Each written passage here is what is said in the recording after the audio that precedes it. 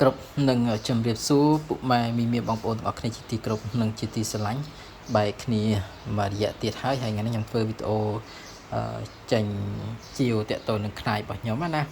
ដោយសារខ្នាយនេះខ្ញុំធ្លាប់ជាវម្ដងហើយតែអត់ត្រូវថ្លៃគ្នាអញ្ចឹងខ្ញុំក៏ទុកដល់ឥឡូវនឹងទៅណាអញ្ចឹងថ្ងៃនេះធ្វើវីដេអូជាវម្ដងទៀតសម្រាប់បងដែលស្រឡាញ់ខ្នាយខ្មែរហើយខ្នាយនេះមិនមែនខ្នាយតៃសាក់ទេបងគឺខ្នាយជ្រូកជាប់ផ្ទះហើយជ្រូកនោះប្រហែលជា100គីឡូអញ្ចឹងបងហើយអ្វីដែល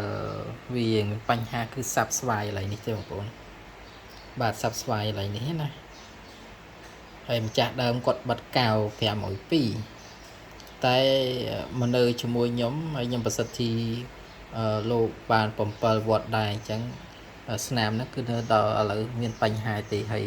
ខ្នាយនេះនៅជាមួយខ្ញុំចូល5-6ឆ្នាំហើយណាបងទាំងអស់គ្នាចឹងសម្រាប់បងដែលស្រឡាញ់អាចសួរនាំតម្លៃបានតែគាត់តម្លៃលើនេះខ្ញុំអាចជាវធូរថ្លៃជាងមុនចឹងណាចឹងបងដែលស្រឡាញ់ទិញចិត្តតាក់ទងនឹងខ្នាយរបស់ខ្មែរអាចឆាតឬក៏ខលមកតាមលេខរបស់ខ្ញុំ010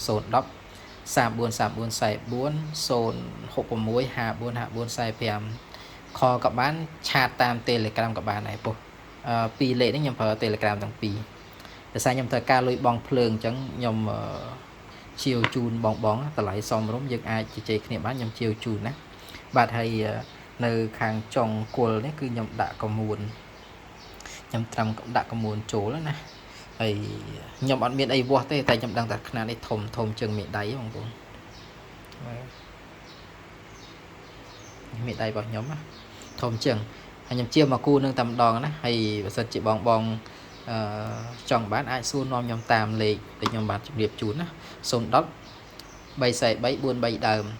066545445ចឹងពីខ្សែហ្នឹងទាំងខលក៏បាន Telegram ក៏បានដែរដោយសារខ្ញុំត្រូវការលុយបងភ្លើងបងទឹកបងភ្លើងអញ្ចឹងជាវជូនបងប្អូនយកទៅគ្រប់បូជាបន្តដោយសារខ្ញុំប្រហែលជាអស់និស្ស័យហើយពោះខ្ញុំអត់ការងារធ្វើរយៈពេល1ខែអញ្ចឹងហើយអញ្ចឹងអត់មានលុយមានកាក់បងភ្លើងណាមិនត្រឹមតែភ្លើងបងធនាគារក៏ខ្ញុំត្រូវបងដែរតែឥឡូវនេះដោះស្រាយមិនចេញមានតែបងភ្លើងសិនណាបងបាទអញ្ចឹងវីដេអូខ្ញុំធ្វើជូនបងទស្សនាកំសាន្តតែប៉ុណ្្នឹងទេអញ្ចឹងអាចចង់បានអីអាចតាក់ទងសួរនាំខ្ញុំបានណាហើយនេះសាច់9ទេខ្ញុំដាក់9ចូលនៅក្នុងហ្នឹងណាស្អាតបងយកទៅស្រោបអញ្ចឹងអេមធំបងបើសិនជាស្រោបធ្វើបន្តសកលពាក់ដាក់មកគូហ្នឹងគឺធ្ងន់ណាព្រោះធំណាតែសម្រាប់បងដែលស្រឡាញ់ចូលចិត្តຂະຫນាតធំអូខេត្រូវបងគឺត្រូវមែនទេតែម្ដងអ